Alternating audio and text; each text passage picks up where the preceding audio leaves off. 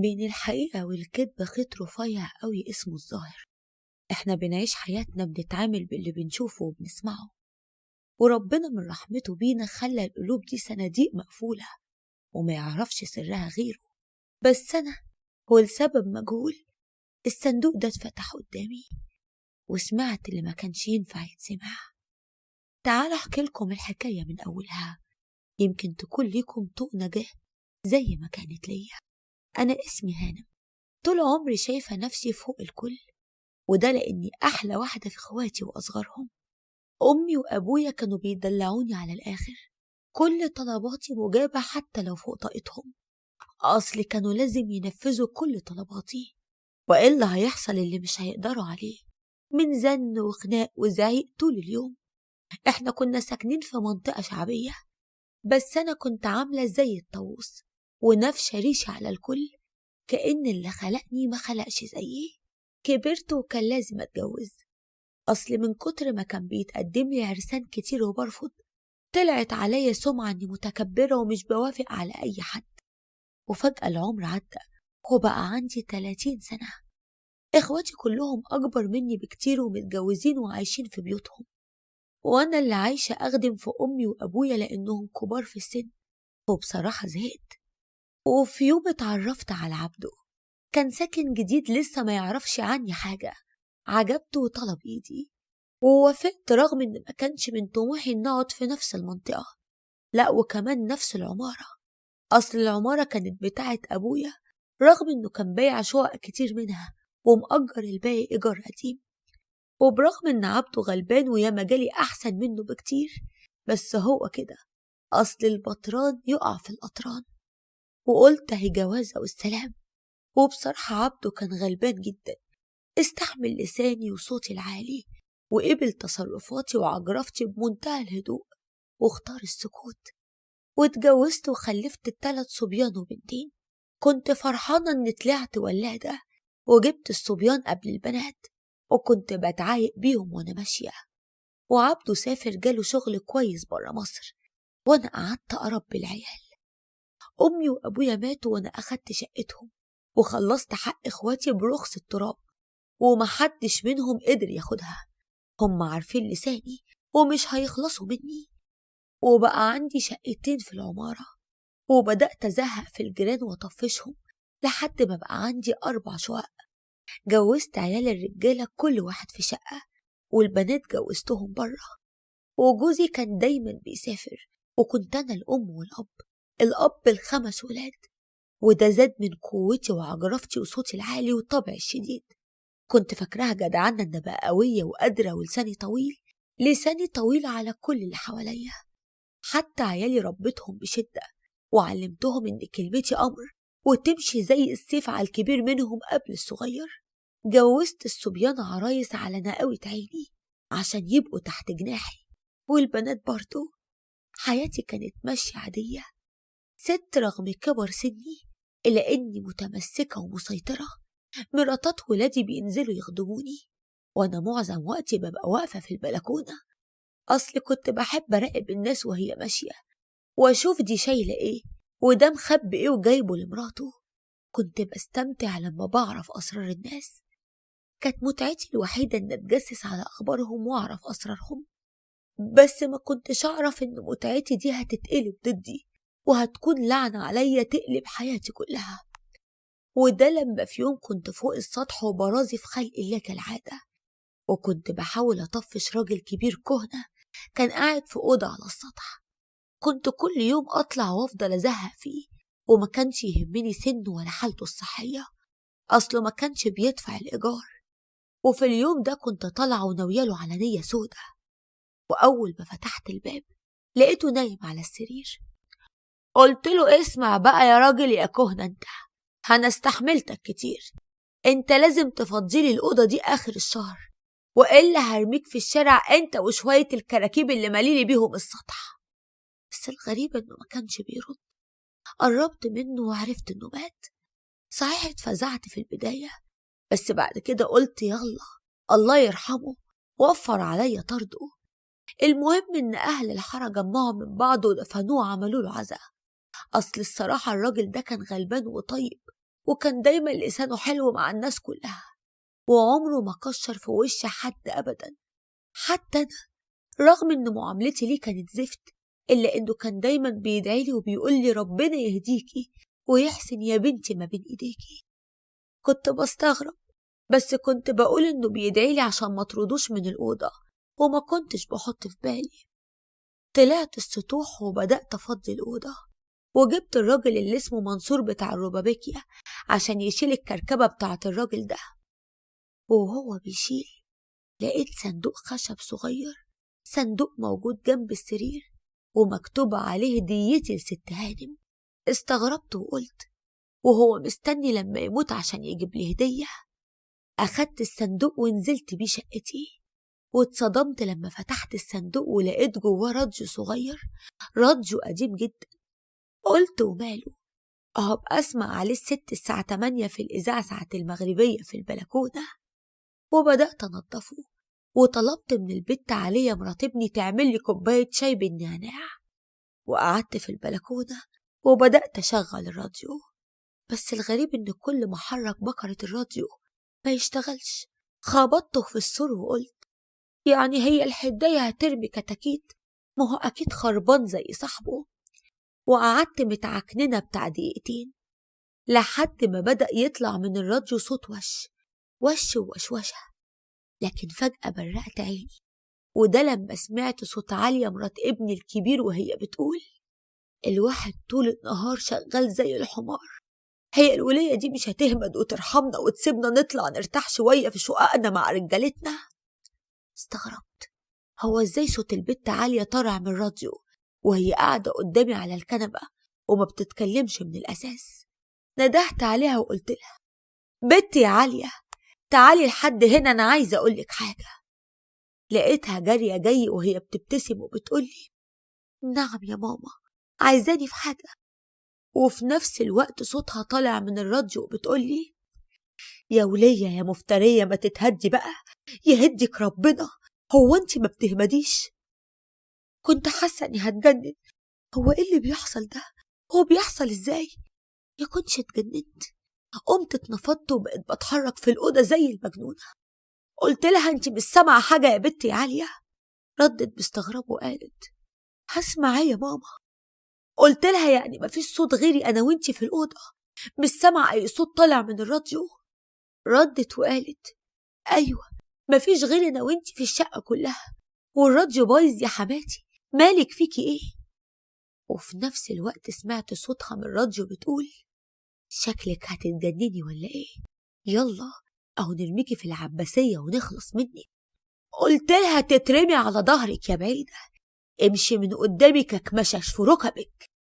البت اتصدمت لما رديت عليها واستغربت أنا سمعتها ازاي. طردتها من الشقة وقلت لها اطلعي شقتك يلا، أنا عايزة أقعد لوحدي شوية. فضلت أفكر إيه اللي بيحصل، معقولة يكون الراديو ده مسحور وبيخليني أسمع أفكار الناس؟ وفضلت ماسكة الراديو، ماسكاه وماشية بيه في الشقة زي المجنونة. كل ما حرك البقرة يقلب على صوت حد مختلف. وسمعت عالية بتقول لإبراهيم ابني الكبير اسمع بقى، أنا تعبت من خدمة أمك المفترية دي، وعمالة أقول لها حاضر ونعم زي ما أنت قلت لي، وكل ده عشان تكتب لك الشقة باسمك. بس يا أخويا دي هتموتني، الولاية مش مبطلة طلبات، وبعدين اللي زي دي مش بتموت بسهولة، دي هتموتنا كلنا. ضربت إيدي على صدري لما سمعت كلام ابني وهو بيقول لها معلش يا حبيبتي، أنا عارف إنها قوية ومفترية ومفيش حد بيعجبها، بس انت عارفة الشقة اللي قاعدة فيها تسوى كام دلوقتي؟ عموما هانت، كلها كام يوم وهمضيها على عقد البيع لما ابويا يبعت الحوالة أول الشهر، وبعدها مش هخليكي تشيلي قشاية من الأرض وتبقي ست الهوانم كلهم. قلت لنفسي يا لهوي، هو ايه اللي أنا بسمعه ده؟ خرجت البلكونة وشفت منصور بتاع الربابيكيا، ورحت رش عليه مية عشان يمشي الحمار بتاعه من تحت البلكونة، ولقيته بصلي وضحك ضحكة صفرة وقال لي مش تخلي بالك يا ست هانم؟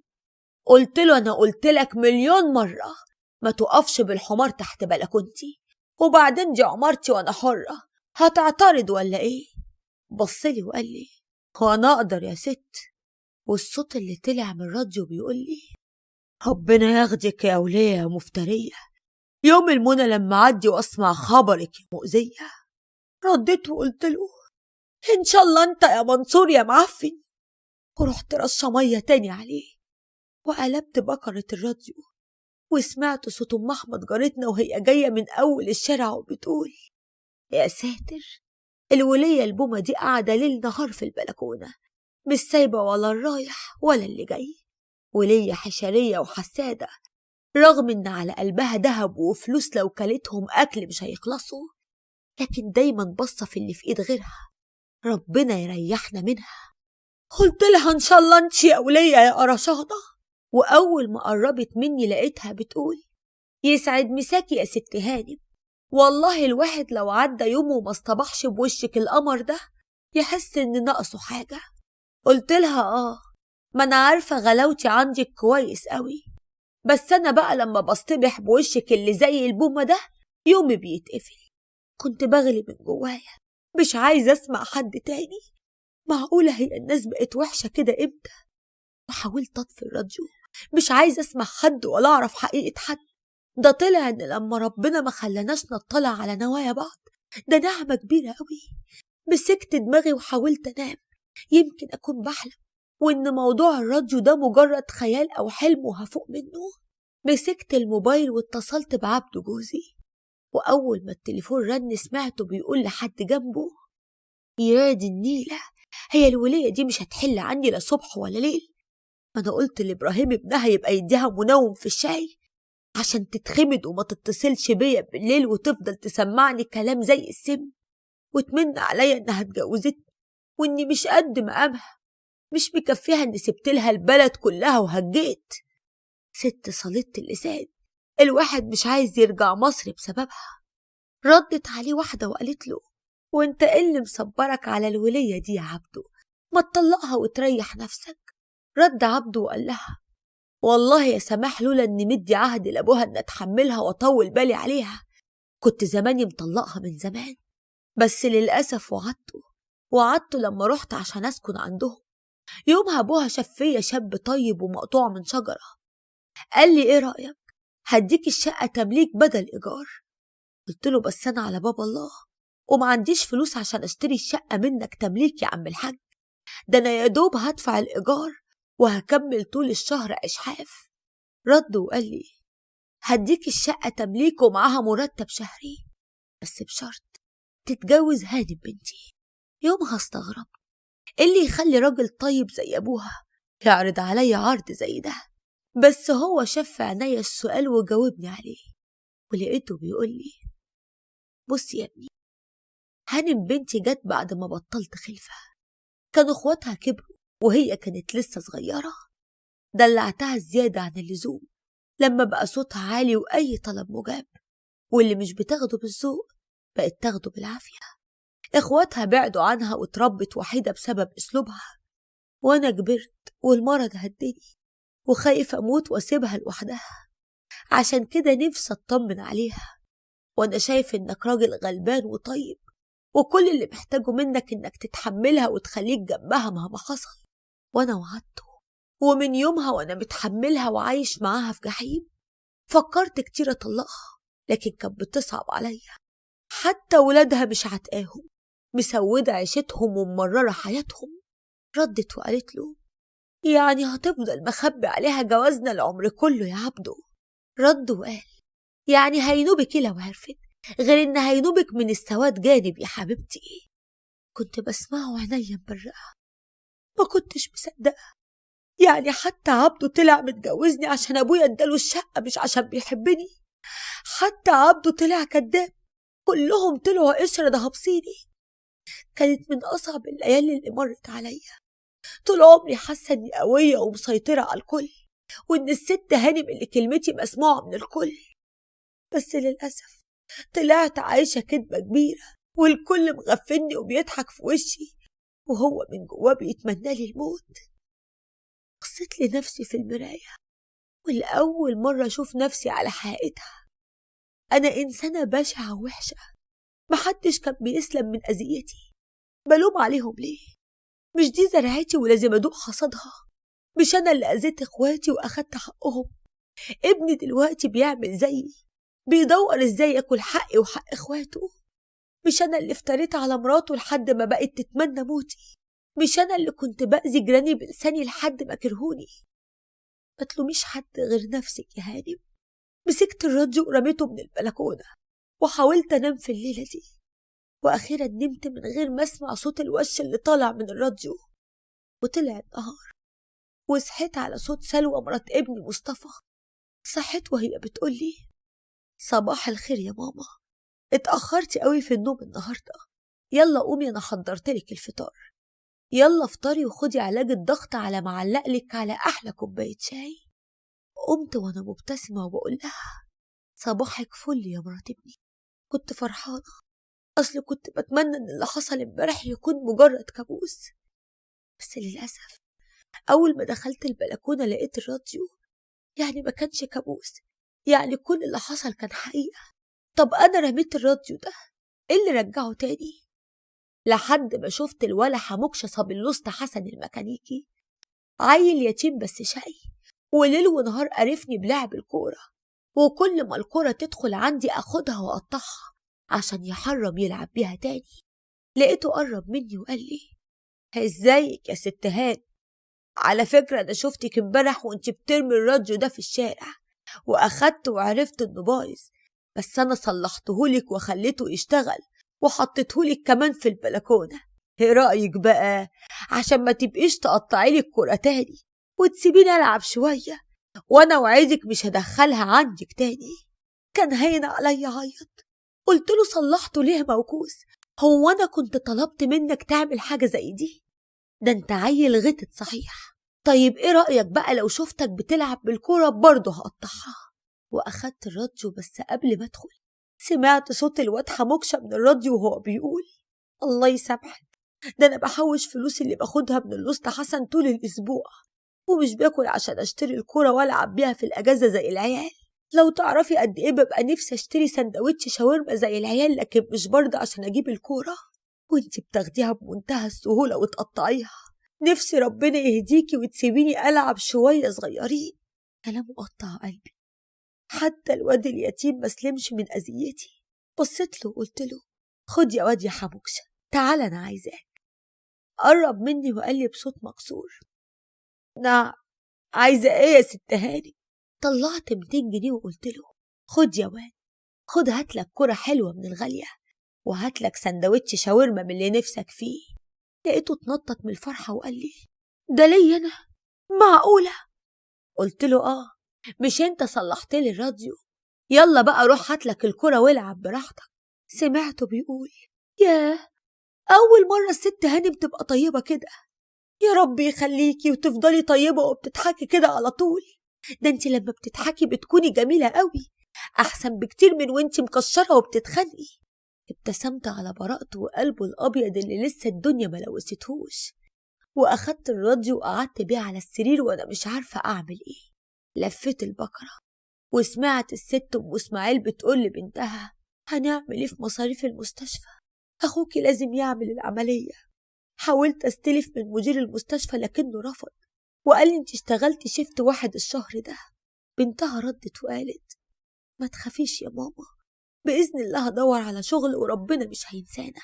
قلت: ياه، مش دي ام اسماعيل اللي كانت بترجع متأخر وانا افضل ألسن عليها اقول الولية سايبة ابنها العيان ورجع اخر الليل تتمخطر ومش عارفة كمان تصلب لها؟ طلعت شغالة في مستشفى وبتشتغل بدل الشفت 2. ده انا مني لله، دي انتي هتولعي في نار جهنم يا هانم من عمايلك السودة. رحت فتحت الدولاب واخدت مبلغ محترم وحطيته في صندوق قدام باب الست ام اسماعيل، ورنيت الجرس ومشيت بسرعة. وسمعتها أول ما فتحت الباب وشافت الصندوق وفتحته وشافت الورقة اللي كتبتها لها وقلت لها: دي فلوس عملية ابني، أنا أذيتك كتير، ممكن تسامحيني؟ ومضيت فاعل خير. لقيتها فضلت تعيط وتقول: ربنا يجازيكي خير، وأيا كان اللي عملتيه أنا مسامحاكي.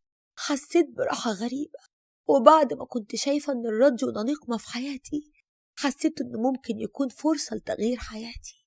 دخلت سلوى مرات ابني التاني وهي بتقولي: أنا خلصت الشقة وعملت الأكل، ممكن بس أستأذنك ومن غير ما تزعلي هروح بسرعة أبص على أمي، والله ساعة واحدة هعمل لها لقمة تاكلها هي وإخواتي الصغيرين. طبطبت عليها وقلت لها روحي يا حبيبتي، روحي وخدي نص الأكل اللي عملتيه، خدي لأمك وإخواتك عشان ما تعمليش أكل تاني وتتعبي. لقيتها بتبرق وبتقولي ده بجد يا حماتي؟ وسمعتها في الراديو وهي بتقول يظهر إن خالها الطيب حاضر، يا رب تفضل كده على طول، والله لو فضلت طيبة كده لافضل أخدمها برموش عينيا. رحت مطلعة مبلغ وقلت لها خدي يا حبيبتي، خدي عشان ما تدخليش على أمك بإيدك فاضية، أصل أنا كنت منعها تروح لأمها المريضة وإخواتها الغلابة، ولو راحت كنت بفتشها لا تكون واخدة حاجة تديها لأمها، لأن عارفة إن حالتهم المادية مش أحسن حاجة. وبدأت أسأل وأفتش عن عم سمير اللي كان قاعد في السطوح، يمكن أفهم سر الراديو ده إيه. وفعلا لقيت بطاقته الشخصية ورحت عنوانه وشفت أولاده، ولما قلت لهم إن أبوهم مات زعلوا عليه قوي.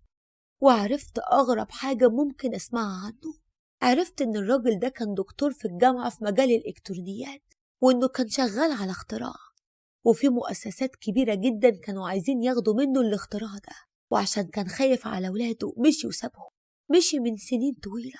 وقتها بس فهمت هو ليه كان حابس نفسه في الأوضة اللي فوق، وما كانش بيفكر ينزل غير مرة واحدة كل كام يوم، يا دوبك يجيب طلباته ويطلع تاني. أخدت الراديو ونزلت وحفرت حفرة ودفنته، ما كنتش عايزة حد يعرف السر ده ولا يمر بالتجربة دي. ومن يومها وأنا اتغيرت 180 درجة، وبقيت عامل الناس بالحسنى، وأهم حاجة صوتي بقى واطي ومش بجيب في سيرة الناس، وماليش دعوة بحد ولا مين رايح ولا مين جاي، وما بقيتش افتري على مراتات ولادي، وجمعتهم حواليا بالحب مش بالسيطرة، وسبت كل واحد يعيش على راحته، واللي عايز شقة ساعدته يشتري، واللي عايز محل برضه ساعدته. وقبل أي حاجة رجعت حق إخواتي في ورثهم، وأهم من كل ده إني ما بقيتش أسيب صلاة واحدة، وقربت من ربنا وعرفت إن الدنيا فانية، وإن المكسب الحقيقي في الآخرة. حتى عبد جوزي عرفته إني عرفت بجوازه، ورديت بوجود درة في حياتي، أصل خلاص ده أمر واقع ومفهوش تغيير. وهو اتصدم من رد فعلي ومعاملتي معاه، واتصدم أكتر إني اتغيرت، وبقى بيعاملني بما يرضي الله، مش عشان وعده لأبويا، عشان فعلا أنا اتغيرت. ومن يومها يا أحفادي والست هانم مش بتعمل غير كل خير، ومحدش عارف موضوع الراديو. وتوتة توتة خلصت الحدوتة. ايه رأيكم بقى في الست هانم واللي عملته؟ رد حفيدي وقال لي يا سلام يا تيتا، لو أعرف هي دفنت الراديو فين واروح واخده، عشان أعرف مستر الرياضة هيحط مسائل ايه في الامتحان، كنت ساعتها ذاكرتها وطلعت من الأوائل. ضحكت وأنا بقوله روح ذاكر وانت تبقى من الأوائل من غير ما تحتاج الراديو يا فالح. ودلوقتي بقى سؤالي ليكم يا متابعين حكايات، هتعملوا ايه لو كان معاكم الراديو ده؟ لكن قبل ما تجاوبوا عايزة أقول لكم حاجة مهمة. الله سبحانه وتعالى جعل العبادات والمعاملات مبنية على الظاهر، وترك السرائر والنوايا ليه وحده. ربكم أعلم بما في أنفسكم. وسيدنا عمر بن الخطاب قال لو اطلع الناس على ما في قلوب بعضهم البعض لما تصافحوا إلا بالسيوف. ربنا يبعد عنا خبثاء النوايا ويسترها معانا الدنيا